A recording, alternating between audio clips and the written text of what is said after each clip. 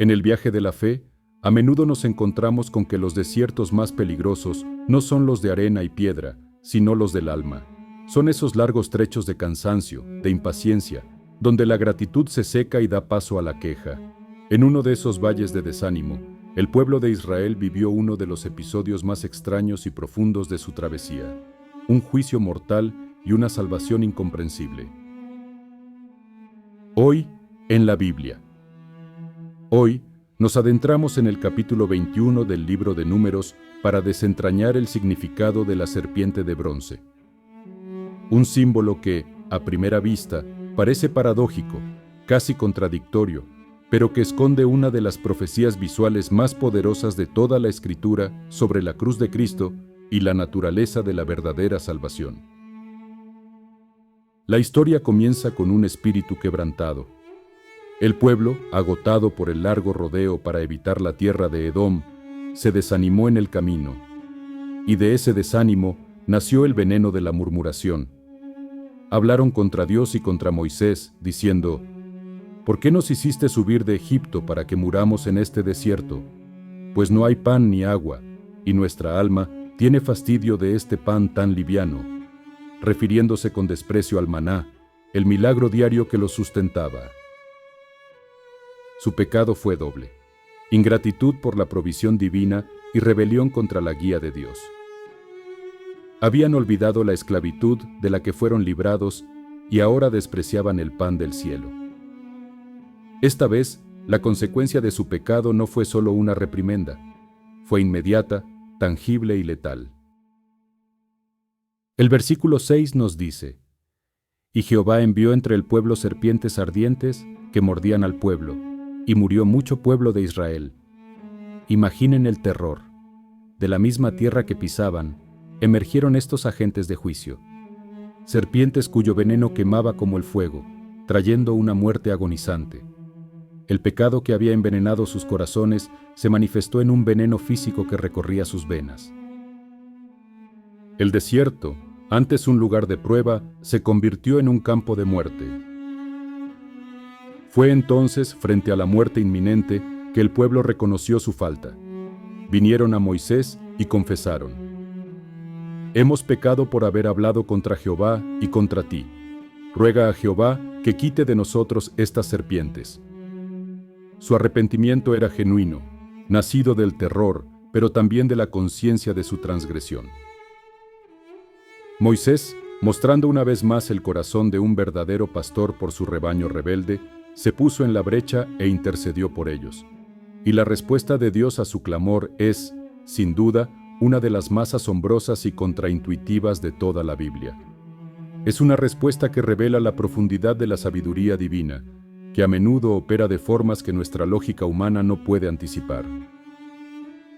Observemos primero lo que Dios no hizo. Él no eliminó las serpientes, no ordenó que la plaga cesara y que los reptiles mortales desaparecieran de la tierra. La amenaza permaneció. El peligro era todavía real y presente en el campamento. Con esto, Dios les enseñaba que la salvación no siempre significa la eliminación inmediata del problema, sino la provisión de una solución en medio de él. Tampoco proveyó un antídoto convencional, una hierba medicinal o una técnica de curación que tuviera sentido para ellos. La sanación no vendría de la tierra, ni de la sabiduría humana, sino directamente del cielo. En su lugar, la instrucción fue extraña, específica y profundamente simbólica. Le dijo a Moisés en el versículo 8: Hazte una serpiente ardiente y ponla sobre un asta. Detengámonos a pensar en lo paradójico de este mandato.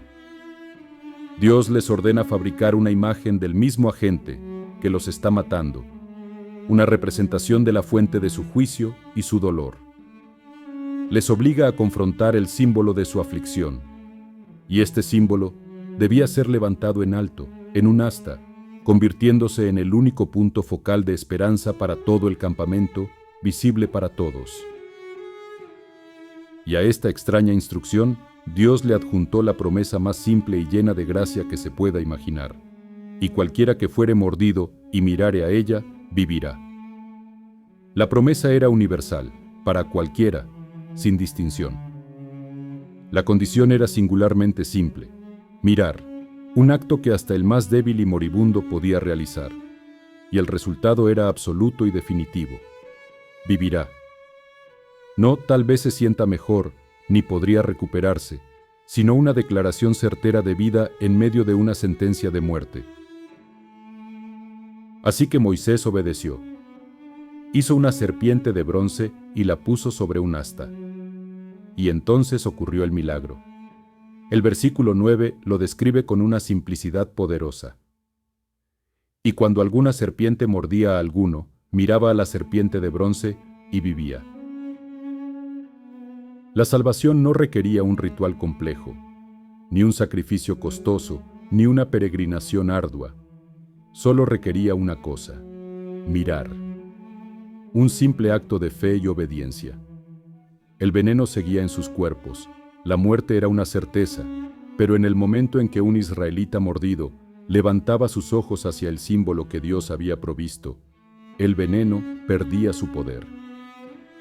La vida triunfaba sobre la muerte. No era el objeto de bronce el que tenía poder, sino el acto de obedecer y confiar en la palabra de Dios que estaba detrás de ese objeto. Durante siglos, esta historia permaneció como un poderoso recordatorio de la misericordia de Dios en medio del juicio, pero su significado más profundo fue revelado una noche, en una conversación secreta entre Jesús y un fariseo llamado Nicodemo.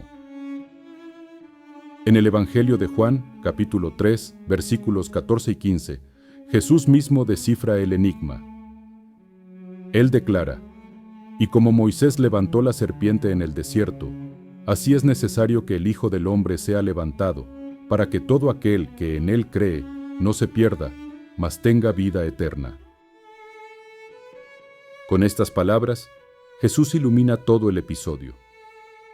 La serpiente de bronce era una sombra, un tipo, una profecía de él mismo. Así como la serpiente, que representaba el pecado y la maldición, fue levantada para que el pueblo viviera, así Cristo, quien por nosotros se hizo pecado, como dice 2 Corintios 5:21, sería levantado en la cruz. El bronce en la Biblia a menudo simboliza el juicio. La serpiente de bronce en el asta era una imagen del juicio de Dios sobre el pecado. De la misma manera, la cruz no fue un accidente trágico. Fue el lugar donde Dios juzgó todo el pecado de la humanidad en la persona de su propio Hijo. Cristo, en la cruz, se convirtió en el punto focal de nuestro veneno, de nuestra rebelión, absorbiéndola por completo. Y así como los israelitas no podían curarse a sí mismos, nosotros tampoco podemos salvarnos de la mordedura letal del pecado, que, como dice Romanos 6:23, tiene como paga la muerte. No hay antídoto humano para esa condición. La única cura es la que Dios ha provisto. La instrucción divina para nosotros hoy es, en su esencia, exactamente la misma que resonó en aquel campamento moribundo en el desierto. Es un eco que viaja a través de los siglos y nos llega con la misma simplicidad y urgencia. Mira y vive. Este es el mandato que atraviesa toda la complejidad de nuestra teología, la pesadez de nuestras tradiciones y el ruido de nuestras dudas. Ante el veneno mortal del pecado, la solución de Dios no es un elaborado plan de 10 pasos, sino una simple dirección para nuestra mirada. Este mandato implica un giro fundamental, un acto deliberado de apartar nuestra vista de aquello que nos mantiene cautivos. Debemos levantar los ojos de nuestro pecado, dejando de analizarlo y revolcarnos en él, como si pudiéramos entenderlo hasta someterlo. Debemos levantar los ojos de nuestras culpas, que nos mantienen con la cabeza gacha, fijos en la vergüenza de nuestro pasado. Y quizás lo más difícil, debemos levantar los ojos de nuestros propios y desesperados intentos de salvarnos a nosotros mismos, de nuestras buenas obras, nuestra moralidad, nuestra religión. Todos esos antídotos caseros que fabricamos y que son completamente impotentes contra el veneno que llevamos dentro. Y al apartar la mirada de todo ello, debemos ponerla con intención y desesperación en un solo punto del universo, en Cristo levantado en la cruz por nosotros.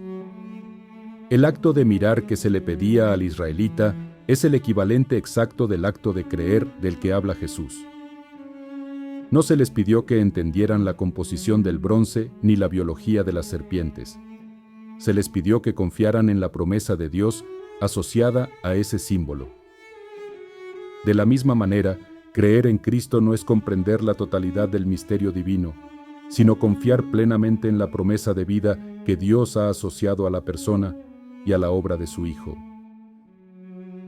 Por tanto, la fe que salva es, en su núcleo, una fe sencilla. Es el completo abandono de la autosuficiencia, es llegar al final de nuestras propias fuerzas y admitir nuestra bancarrota espiritual. Es dejar de intentar construir nuestra propia escalera al cielo y, en su lugar, aceptar el rescate que ha descendido hasta nosotros. Es una confianza total, no en lo que nosotros podemos hacer por Dios, sino en la obra que Dios ya ha realizado por nosotros en la cruz, una obra completa, terminada y eternamente eficaz para todo aquel que simplemente, con fe, mira y vive. Cerremos con una oración. Padre nuestro que estás en los cielos, te damos gracias porque en medio del juicio siempre provees un camino de salvación. Así como tu pueblo en el desierto fue sanado al mirar a la serpiente de bronce, te pedimos que nos des la fe para quitar nuestros ojos de nosotros mismos y fijarlos en Cristo Jesús, nuestro Salvador, levantado en la cruz para darnos vida eterna. Ayúdanos a comprender que en Él y solo en Él, el veneno del pecado pierde todo su poder. En el nombre de Jesús, amén. Si este mensaje ha sido de bendición para ti, te animamos a suscribirte a la Biblia Hoy y a activar las notificaciones, para que sigamos explorando juntos las profundas verdades de la palabra de Dios.